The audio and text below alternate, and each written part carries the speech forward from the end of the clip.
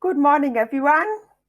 Welcome to the second session of the June 2021 Advocacy Sector Conversation Series. My name is Melissa Hayo, and I'm the coordinator of the Disability Advocacy Resource Unit. I would like to begin by acknowledging the Wurundjeri people of the Kulin Nation, the traditional custodians of the land in which I am coming to you from today, and pay my respect to their elders past, present, and emerging. I extend that respect to Aboriginal and Torres Strait Islander people here today. And I also acknowledge that sovereignty was never ceded and that this always was and always will be Aboriginal land. Once again, we are delivering the Advocacy Sector Conversations Forum to you online. We hope at some stage to be able to deliver this series face-to-face when it's safe to do so in an inclusive and accessible way. However, we hope that you've all settled in comfortably and are ready for a fantastic series this week. We encourage your active participation today, so please type your questions in the Q&A box. And at the end of the session, I will be facilitating a Q&A session with our presenters. The second session of our series is the Renters' Rights Rundown, Victoria's new renting rules. There's been over 130 changes to Victoria's renting rules, which came into effect on the 29th of March this year.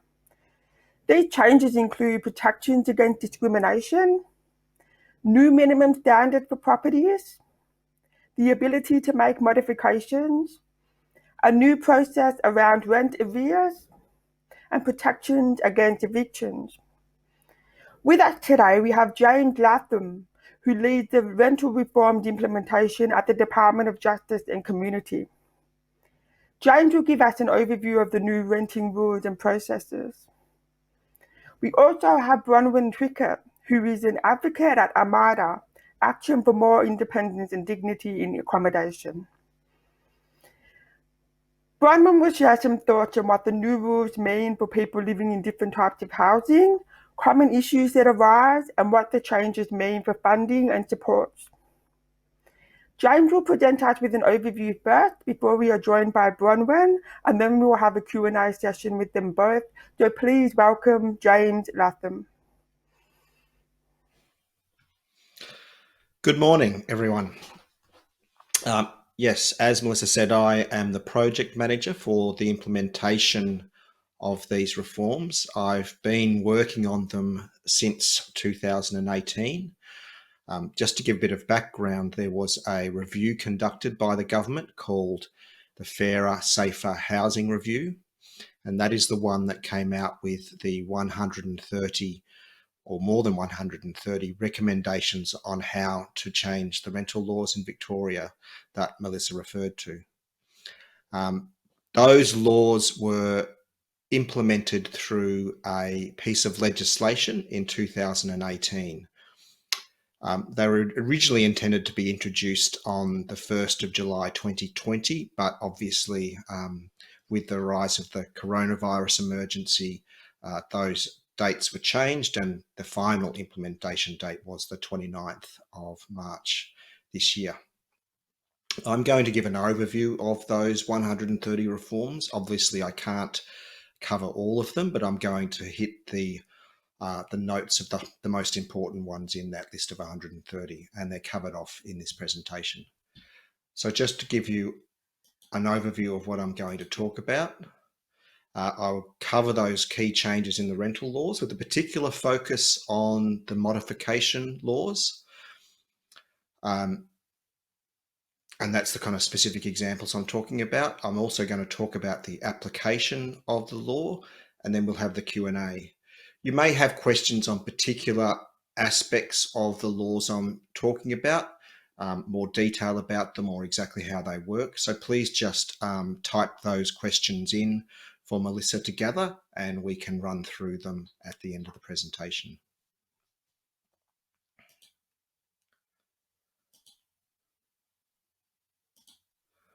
So the first thing I'll go through is those key changes to the laws.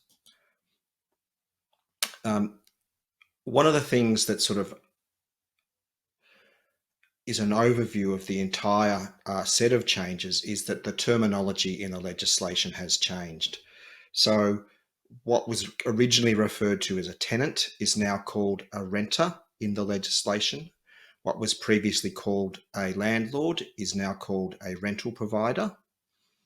Now, the real estate agent stays the same as an agent in it, but also what was called a lease is now called a rental agreement. So that terminology applies throughout the legislation in all situations. Obviously, renter and rental agreement are fairly simple terms for people to adapt to. The rental provider is a somewhat more difficult term for people to understand. So whenever we at Consumer Affairs publish information, in the first instance, we always write rental provider, open brackets, landlord, just to make sure people understand what that new term means.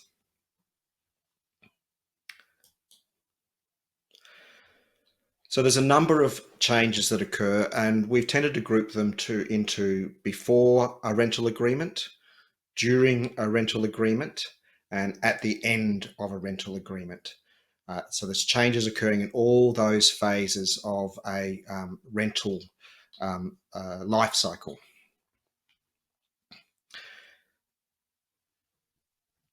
Firstly, there are some discrimination safeguards in the new legislation, and particularly there's a new form that describes the discrimination laws in Victoria that is provided now, has to be provided as part of the rental application process. There's also questions that have been banned from being asked during the rental application process. There is information that the rental provider or their agent have to provide to all rental applicants. And there's also a ban on rental bidding processes. I'll discuss that in a bit of detail. And then there is a new form of rental agreement that is required for all rental providers to use.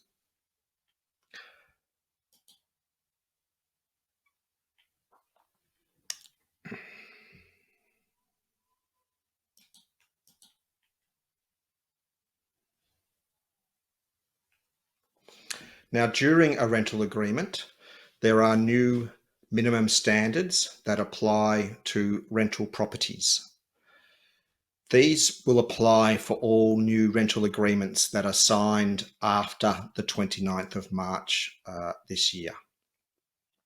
They cover things like hot and cold running water, the provision of a stove with at least 2 burners, and also heating in the property. They sort of set a minimum standard that must be applied over all properties, and they include that it's also structurally safe and secure. There is a new process that allows renters to make modification to their rental property, and I'll be going through that in a little bit more detail. The urgent repair process has been updated. That is a process where a renter, if the rental provider does not conduct a repair in a sufficient time period, then the renter can do that repair themselves and claim the funding back from their rental provider.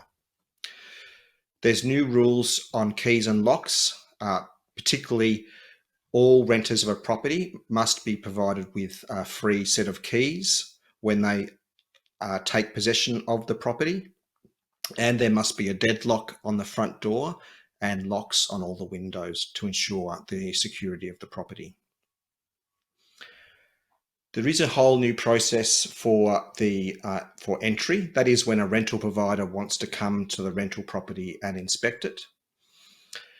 There's new processes, but probably the most important one is that if they are coming to the property to do a open house inspection, for example, the house may be for sale, then they're required to provide compensation to the renter for those inspections, which is set at $50 or 1 day of rent, whichever is less.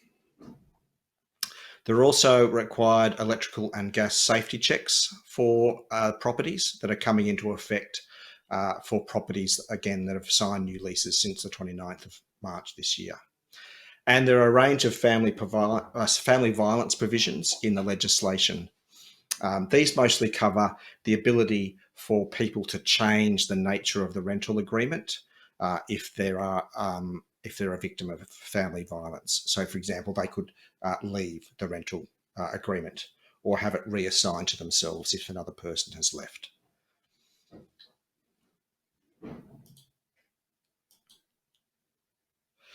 There are also key changes that occur to the end of an agreement or even after an agreement has finished.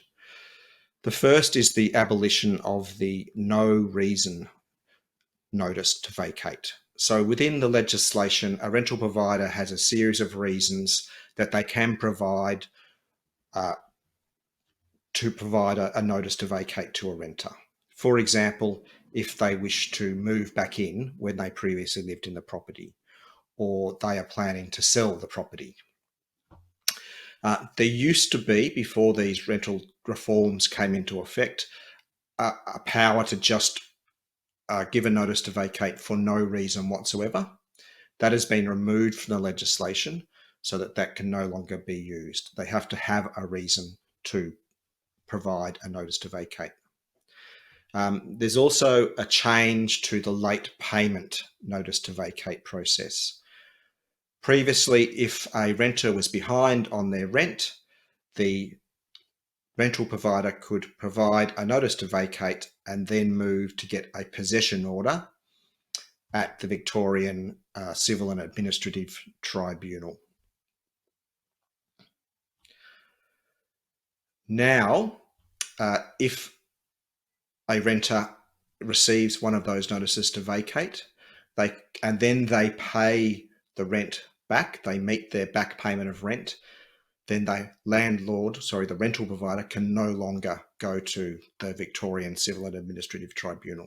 So it gives a process for people who are behind on their rent to catch up and not get evicted in that process. There is also a change to the bond claim process. So once you've left a property and you want to claim your bond, previously it could only be done through the rental provider or their agent. There is now a new process, if you find that's too slow, that the renter themselves can apply directly to the Residential Tenancy Bond Authority to reclaim their bond directly to them. So that's an overview of sort of the range of changes that are occurring with these rental reforms that are occurring before, during, and after a rental agreement. And I'm now just going to go into a little bit more detail about some of those particular processes that might be relevant to this group. So as I said, there is now a requirement for all rental application processes to include a document which sets out discrimination requirements. This is a one-page document that has been mandated by the government and must be used by all rental providers and all their agents. And it includes a description of what the discrimination laws in Victoria are, what the protected attributes are, and then refers people to other agencies who may also be able to assist in that area.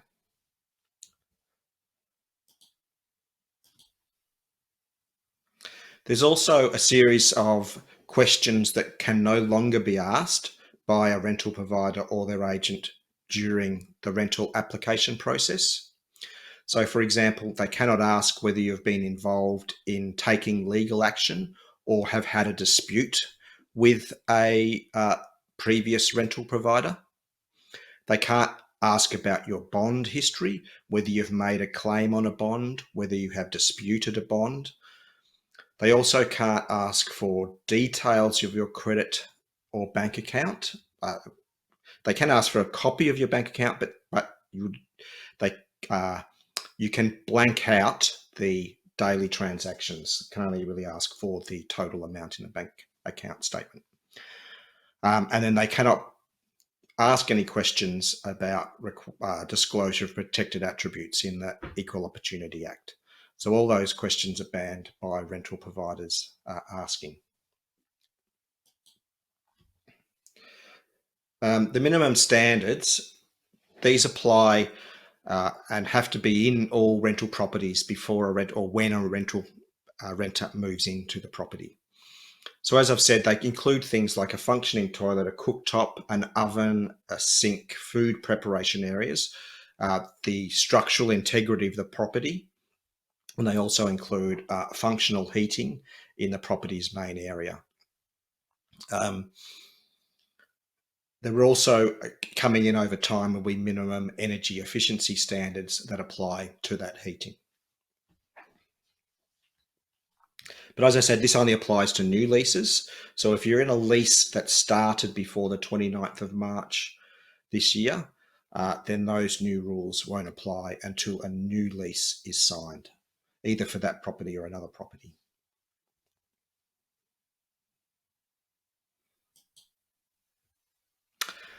Modifications. So these are new processes that allow a renter to make modifications to the property that they are in.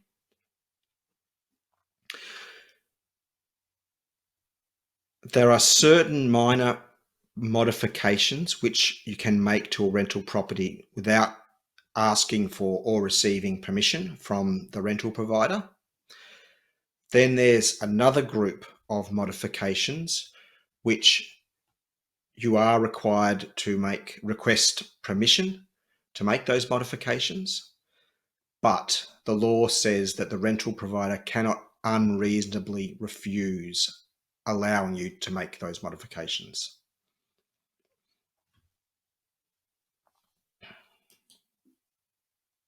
So I'm just going to run through the kind of steps involved in doing a modification under these new laws. In the first step, you should try and understand the nature of the modification you're making. This is because the requirements for whether you need to seek approval or not depend on the nature of the actual modification. So it depends on what the type of modification you're doing. Are you, for example, painting, or are you installing something on a wall? You have to understand the impact.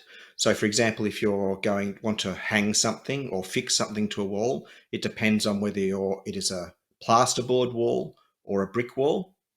So the nature of the change. The purpose of it is also important, just because there are certain of the standards for whether you require approval depends on the purpose of the modification. And you also need to know how you would reverse the modification, since a requirement of these laws is that at the end of the rental agreement, you have to put the property back into the situation it was before you made the modification. So that's understanding what kind of modification you want to make to the rental property. Then the next step is you have to determine if you require seeking approval from the rental provider. And I'll go through the list of the non-required modifications you can make in a moment.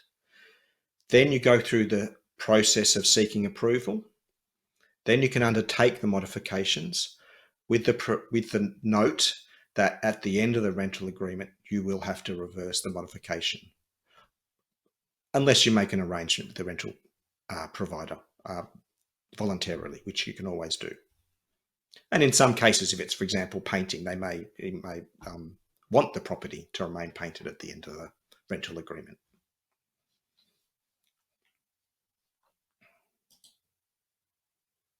So the modifications that do not require consent, there is a list of them in the legislation. There is a list of them on the Consumer Affairs Victoria website. But going through them here, they're things like putting pitch hooks or screws or wall mounts for shelves, brackets on any kind of surface other than a brick wall, just because that would require to actually physically damage part of the wall, and it's not easily repairable. But you can put wall anchoring devices. So that's, for example, shelves often have an anchoring device so they don't tip over and cause injuries. You can change LED lights in for other types of lights. You can change a shower head to a low flow, water efficient shower head. You can install blind and cord anchors. You can have hardware mounted child safety gates. So again, that's just referring back to the purpose of the modification. In this case, it's for safety. You can put in place security lights or alarms or systems, as long as they don't impact on the privacy of neighbours, can easily be removed and are not hardwired.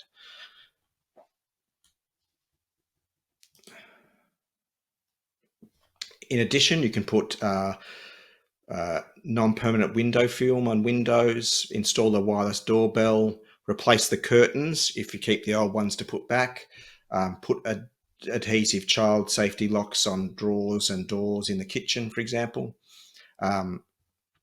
put in child safety gates and put a lock on the letterbox. So they're all sort of minor alterations that do not require any permission from the rental provider. Then there's the list of modifications which do require you to ask the rental provider for permission. These include installation of a fixture, like lighting as a fixture, those kind of items. Any kind of item, as long as it doesn't penetrate or modify surfaces. Any modifications that you require for health and safety purposes. Again, this is getting back to that certain modifications depend on the purpose of the modification rather than the nature of it. Any reasonable alterations required under the Equal Opportunity Act, or where an occupational therapist or other registered health professional has determined they're required. Those that allow you to ensure telecommunication services, those that are reasonable for security. So if you want to make sure that your property is secure for whatever reason, you can make modifications for that. As I said, there are changes that relate to family violence. So there's also a permission for modifications if a person is subject to family violence. If they're necessary to ensure the safety of a renter who's under, say, a safety intervention order. If they're required for thermal comfort, insulation, or insulation under doors or around windows. Picture hooks on the shelving, I think we've mentioned. Safety gates, hardware mounted, so you didn't need permission, it was the stick-on ones. In this case, if it's ones where you have to screw in, then you require approval. Wall anchoring into a brick wall. Draft proofing, security systems, fly screens on doors, and then there's a heritage requirement as well. So there's a big range of modifications you can do where you're required to ask permission that relate to changes you make or the purpose for which the modification is being made. Now, that test that I described, where the rental provider cannot unreasonably refuse, the legislation does actually set out what it means by unreasonably refuse. And just for some examples here, it has to be a good reason. For example, if it was going to significantly change the property, like moving the kitchen, or it would impact on the common property in, say, an apartment building, or the changes would impose an additional maintenance cost on the rental provider, or it couldn't really be done without being easily reversed. So it has to be a practical, actual reason. The rental provider can't just say, I don't like it or I don't want it. They have to provide a reason that's not unreasonable.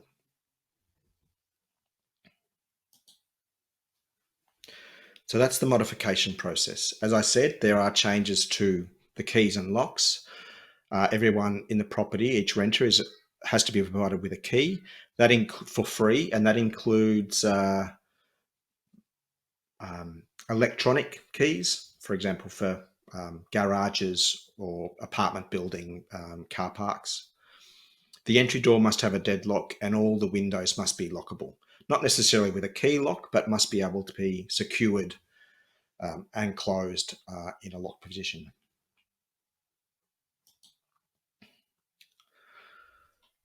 Just to cover off the end of no reason to vacate notices. As I said before, there is this, was previously an ability for a landlord to provide a no reason notice to vacate. And this was considered to be something that allowed landlords to arbitrarily evict people. It was called the 120-day notice because the renter had 120 days from when the notice is given to when they had to vacate the property. But that provision has now been removed. So like rental providers can only have a legitimate reason to provide an eviction. And in certain circumstances, the legislation also says that they have to provide written material to support the reason that they've provided for the notice to vacate. I'll just notice that there are a couple of new reasons that have been included to the list. One is if renters or their visitors provide threats and intimidation to neighbours, or if they are keeping a pet without consent. And that relates to the new pet provisions, which allow people to have a pet on a property. Those changes came into effect in 2020.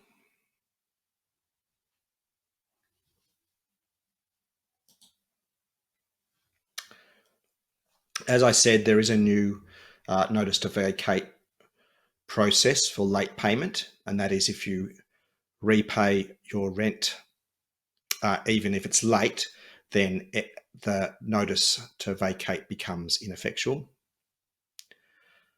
And this works on a 4 strikes process. So beginning in any 12-month period, the first time, the second time, the third time, the fourth time, then the notice to vacate becomes ineffective. However, if it happens a 5th time, then the notice to vacate is still effective, even if you do repay the rent and you would have to leave the property.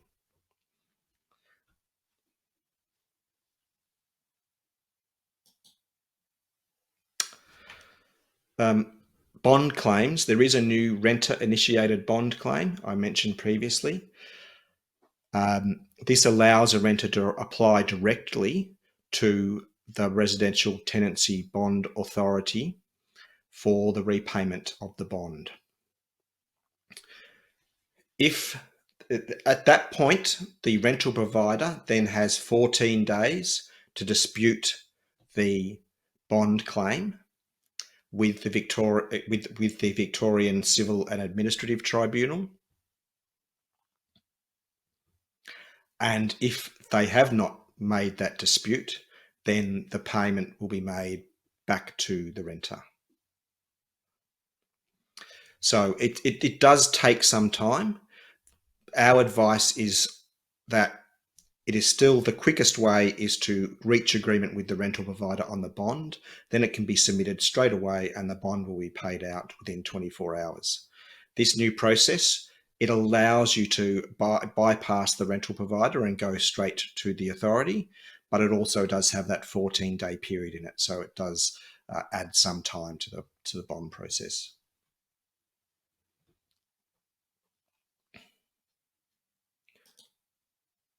So that covers off some of the detail about various aspects of the new laws.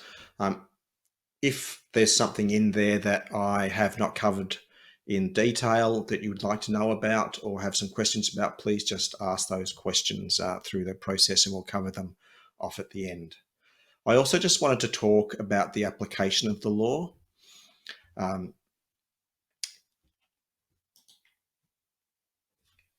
The residential tenancy laws actually have separate parts to them. So most people who rent in Victoria would be under what we call Part 2. That's general renting. That's renting an apartment from a rental provider that most people would do. But there are laws that also apply in specific circumstances. Part 3 covers rooming houses, and there are some of the new laws that I've discussed will apply to rooming houses, but some of them don't.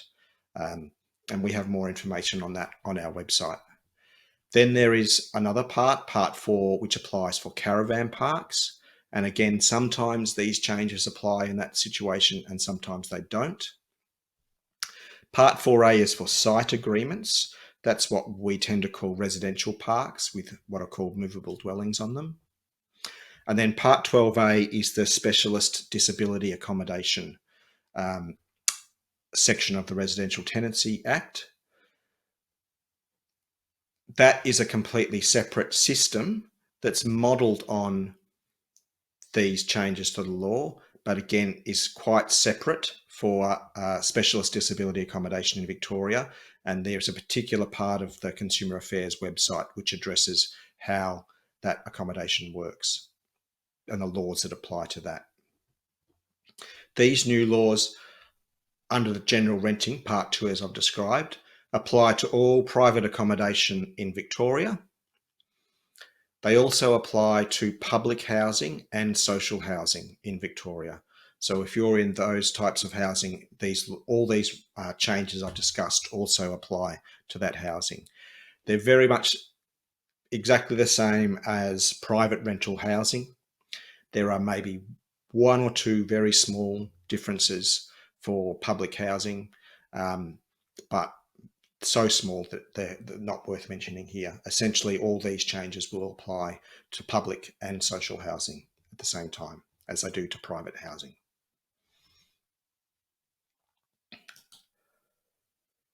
I think that's what I covered there. Okay, that's it. That, I think, is my entire presentation. But I am very happy to answer questions at the end of this process if people have particular aspects they want to ask about. And obviously, I will answer to the best of my ability, recognising that the changes were 350 pages of legislation. So there might be some detail that I may have to take on notice and come back to you with more information afterwards. Thank you very much for James. We will come back to you very soon. We've had a few questions, but for now we have Bronwyn Trickett from AMIDA to take us through what this means for advocates and for people with disabilities. So welcome, Bronwyn. Good morning. Thank you for having me today.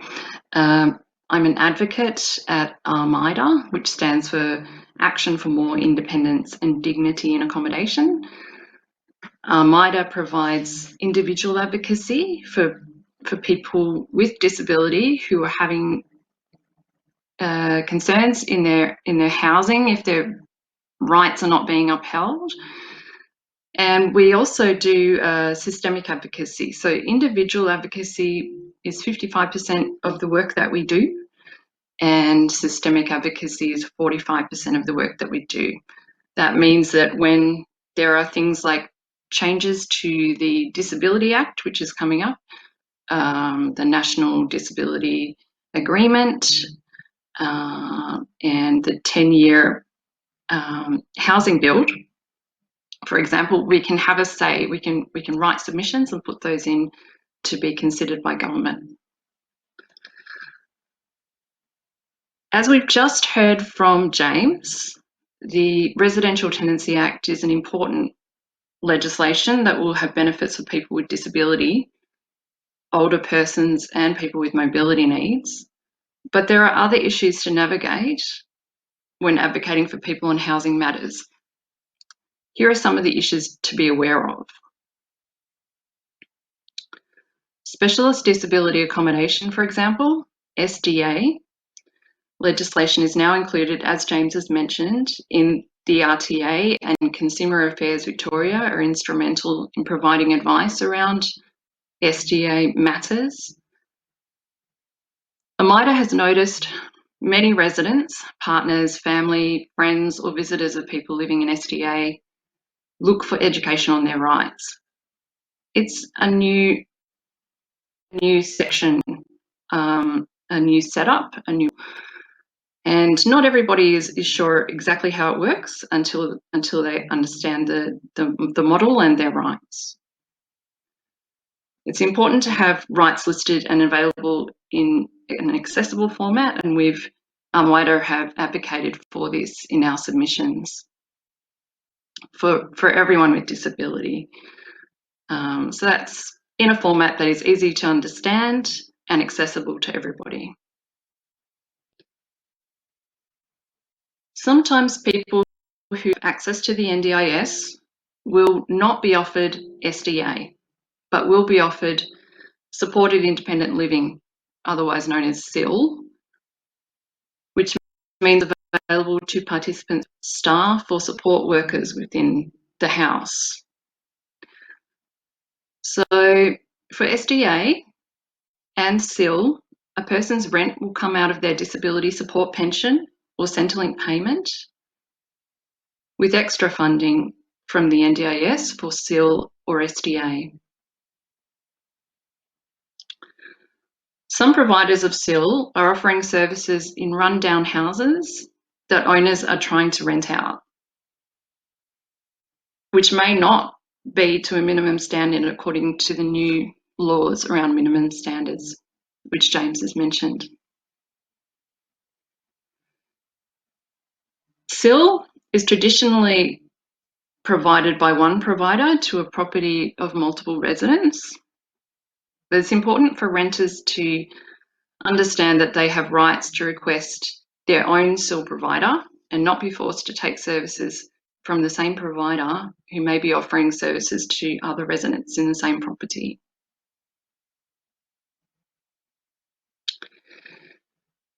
Much of Australia's housing stock is not accessible and will require modifications to cater for people with disability or people who are ageing and have mobility needs. And AMIDA has advocated about changes to the National Construction Code to be more accessible in all new buildings, both private and commercial. And we're pleased to have seen some change to this recently. The government has announced there will be silver level accessibility in all new buildings. This is a big change.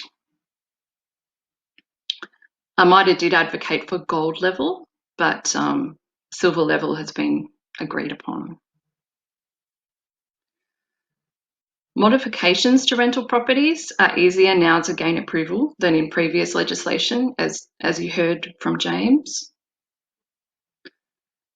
Renters may have access to the NDIS and can apply for modifications through the scheme, although only 10% of people with disability in Australia are deemed eligible for the NDIS.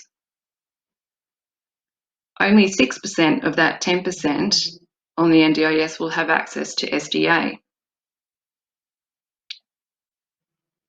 This has created quite a big service gap, which AMIDA has also given feedback to government about this. Social housing refers to two different types of government subsidised housing. Community housing, which usually charges around 30% of people's income, and public housing charges around 25% of income. Community housing is available to middle or higher income individuals or families. And the most vulnerable people in the community on lower incomes will find housing options may be inaccessible and unaffordable. This is where housing advocacy such as AMIDA can deliver services and can make a difference to assist improve chances of gaining accessible and affordable housing. Many people may not be aware that if they rent through community housing rather than through the Department of Housing or public housing, they may not have access to any funds if they require modifications to their property. Whether a community housing provider can fund modifications will be included in their policies. CHIA, which is the regulating body for community housing, can only hold providers of community housing accountable to their own policies.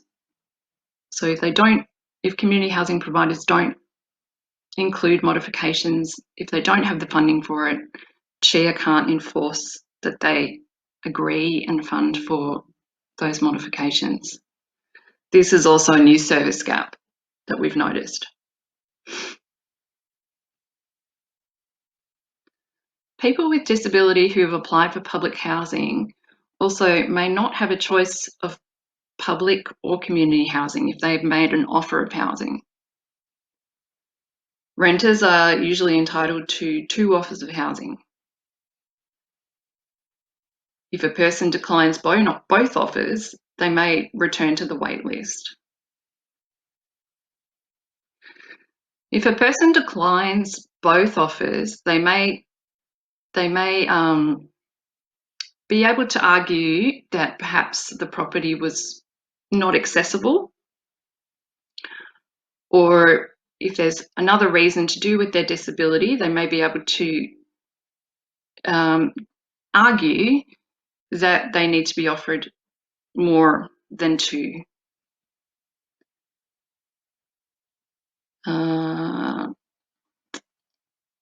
If a renter is housed in public housing, then the Department of Families and Fairness will assess a medical professional, as James has mentioned, or an OT report about a person's modification needs, and will offer some modifications.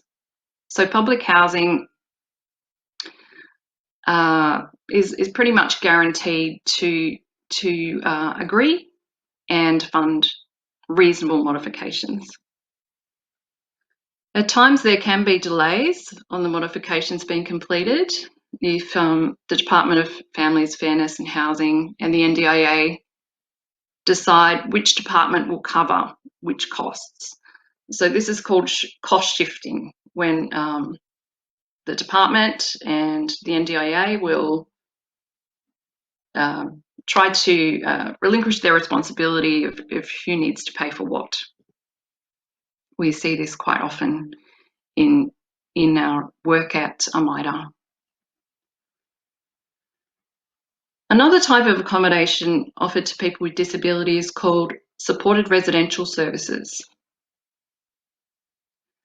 This type of housing is not included in the Disability Act or the Residential Tenancy Act and has separate regulations. This can mean that people with disability are not protected by laws that they would be if they lived in a different setting like SDA, social housing or private rental. In fact, I was passed an article just yesterday which talked about the Office of the Public Advocate having made complaints about conditions of people living in SRS housing. At AMIDA, we have also seen examples where conditions have not been to the same standard as we have seen in SDA and other settings. In AMIDA's work, we've also noticed that there is no specialist home law service for people with disability. AMIDA is under the impression that an assumption again has been made that the NDIS would cater for all people with disability and their housing. As mentioned before, the NDIS only covers 10% of people with disability in Australia. People with disability can become homeless at any time, including people of all walks of life, like any member of the community. We've also noticed that there's been no temporary crisis accommodation specific to people with disability, aside from respite, up until now, that offers accessible housing for people who may be between residences. This is also feedback that we've given to government about planning new services and service gaps. It's also important to bear in mind that many staff in the housing industry are not trained in disability or mental health and are not aware of many barriers people face who have a disability or mental health condition on a daily basis. We've also been requesting that changes in our changes be made to this in our systemic papers. If there's more information that you require, either for individual cases or on a systemic level, we'd be happy to help. And you can visit the AMIDA website, which has a list of all the systemic papers that we have submitted, and also AMIDA at amida.org.au is the email. But happy to take questions. As James mentioned and Melissa has mentioned, we're available at the conclusion of this to take questions. So thank you. Well, thank you very much, everyone. That was really useful. So much to wrap our heads around. I really appreciate the rundown in a way that makes it more digestible for us all. So I think before we go to questions, the first thing I would like to highlight is that the slides and recording from this session will be available after this on the Dowry website as usual. Also, if you want to learn more about the renting rules, you can visit Renters' Rights Rundown page on the VCOS website, where you'll find the videos and resources on all the changes. So we've got a lot of questions coming through, so I'll pop them up on the screen. So what about changes?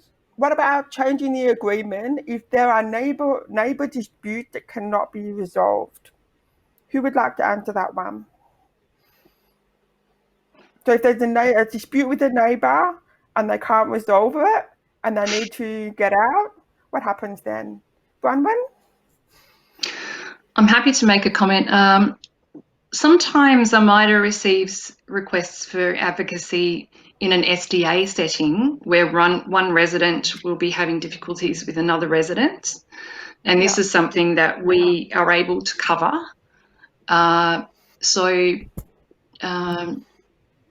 We have in the past taken on cases in this regard and worked with the SDA staffing and the individuals and their families to come to a resolution. So that is something that we can address if there are problems in SDA, but it's not something that we cover generally in other areas. Yeah. Jane, do you have any comments on that? There's nothing in the rental laws that would allow you to escape a rental agreement just because you have a neighbourhood dispute. It's not a reason for ending an agreement. I would say, I mean, it depends on the nature of the disputes, but the Department of Justice and Community Safety also runs the Dispute Settlement Service Victoria, and they're a group of people who assist the public in resolving neighbourhood disputes as a particular focus of their organisation. So there is that pathway as well. That's great advice. Next question. Do the standards also apply in boarding houses or similar environments? I think that's the question for James. Yeah, I mean, it depends what you mean by boarding houses, but I would say that mostly they would come under the rooming house definition. The difference between a normal tenancy is you rent a whole property, that is the bedrooms, the corridors, the living room, etc. A rooming house is defined by you only rent a bedroom only, and the corridors, kitchen, etc. are common property essentially. There is different laws for those, but many of these requirements are the same. So there are minimum standards for rooming houses, although they're different to the minimum standards for general rental. And there are many different requirements just because the different nature of the living environment, but there are requirements for rooming houses as well. So they do have standards and rental requirements for rooming houses. So you can also find out about that by going to our website at consumer.vic.gov.au. Yeah. Excellent. Next one. What should a renter advocate do if they think they have been discriminated against. I might throw to Bronwyn to that one first. Sure. If a person with a disability is feeling that they are being discriminated against, they can call us. We can have a chat about the situation. Sometimes we will refer to the Victorian Equal Opportunity Human Rights Commission if it's a clear case of discrimination. We'll look at people's rights under the Residential Tenancy Act or whichever agreement it is that applies to their situation, and also the Victorian Charter of Human Rights and the UN CRPD, the Convention on Rights of Persons with Disability. So we'll look at all of those rights and we'll see how the situation applies, how it fits in, and how the laws apply. And we may refer on. Also, Consumer Affairs are a very good provide very good advice on this kind of situation. So they're a good place to call. Yeah, great. Thanks, Bronwyn. James, do you have anything to add, particularly in context of the new changes? The fundamental rights around discrimination are still in the Victorian Equal Opportunity Act. So that is the primary vehicle for that those laws. The laws that we've brought in the rental area are, for example, the disclosure requirements or the banning of certain questions, but they are in addition to the fundamental rights that are in the Equal Opportunity Act. So that's still the main pathway for dealing with discrimination issues. And yes, Consumer Affairs can provide advice, and also some of the tenancy specialist agencies like Tenants Victoria are also sources for advice in those areas. Great, thank you. Next question. What can you do if you think your rental provider or agent has unreasonably refused a modification? Might throw to James for this one first. So the main dispute path. So firstly, you can call Consumer Affairs Victoria. That's obviously a first step. But the main dispute resolution agency is the vacate, the Victorian Civil and Administrative Tribunal. Now, they sound scary because of that word tribunal in there, and I think some people think they're like courts, but they are a much more accessible pathway for people to deal with disputes. In particular, since the COVID emergency, they have been focusing on doing telephone hearings. So rather than people having to trudge down to King Street and be physically present for hearings, they're actually just done over the phone with the renter and the rental provider and the tribunal member, and they can be done quite quickly and efficiently in that process. So it actually is quite a good process to try and resolve those disputes. So if you think they're unreasonably refusing the modification, then you can just lodge online with VCAT and perhaps just have a telephone hearing and get it sorted fairly quickly or efficiently. And Bronwyn, would you agree with that process, or was there anything you think you could add to do that? I certainly agree with that process, and yes, we can add something here. In the instance of a person having a disability, we are able to at times advocate depending on the situation. We have had in the past cases where an NDIS funding has been available for modifications and approved and available, and the rental provider has declined when clearly it has been needed. And I'm hoping that in that same situation, because of these new reforms, that's not going to happen in the same way. It's a big change with what James was explaining about the modifications and how it's rental providers are unable to discriminate. Great, thank you. Next question. So a question for James. How can you prevent an organisation from taking away the choice of the resident from where they live? Move them to another SDA in another, second part, local geographical area away from family, friends, day placement, just because it suits the organisation?